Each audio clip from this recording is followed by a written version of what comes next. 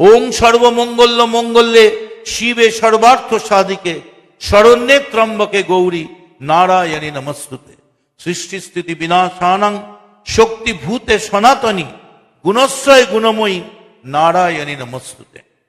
আর তার বদলে ওরা বলছে কি, হিন্দু ধর্ম করতে গেলে নাকি বলতে হবে, দেখো ও দিওয়ানো তুমি কাম না করো, राम का नाम बदनाम ना करो, बदनाम ना करो, हरे कृष्ण हरे राम। বিজেপি এরই শুনিয়ে দেবেন।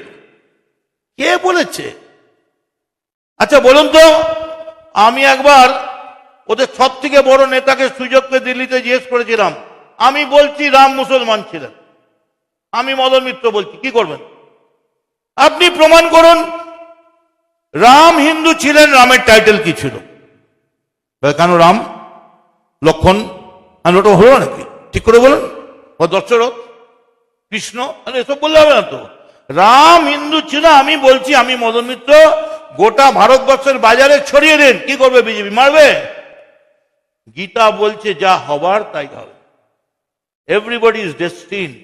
তোমার সঙ্গে যখন যা ঘটার, তুমি অর্জুন এখন না তুললে তুমি কর্ণকে মারতে পারবে। তো আমি বলছি রাম মুসলমান ছিলেন, হিন্দু ছিলেন না। যখন পাগলা হয়ে গেল, সে যায় ও যায়, ও ওখানে দৌড়ায়, এদিকে পাগলাটা দৌড়ায়, ওদিকে এই শিশির বাবুর বেটাটা দৌড়ায়, এ ওদিকে দৌড়ায়। এই ভাই রাম হিন্দু ছিল, রাম হিন্দু ছিল, রামের পদবী কি?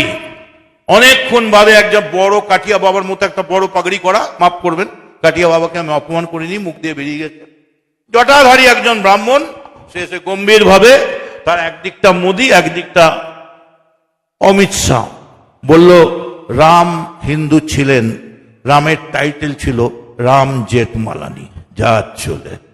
ও লাভলি। আচ্ছা রামের টাইটেল ছিল রাম জেঠমালানি, এই কোন হিন্দু বিশ্বাস করেন এখানে? আর এইটা বিশ্বাস করে আপনারা ধেই ধেই করে পুজো দিতে যাবেন, শাঁখ বাজাতে যাবেন?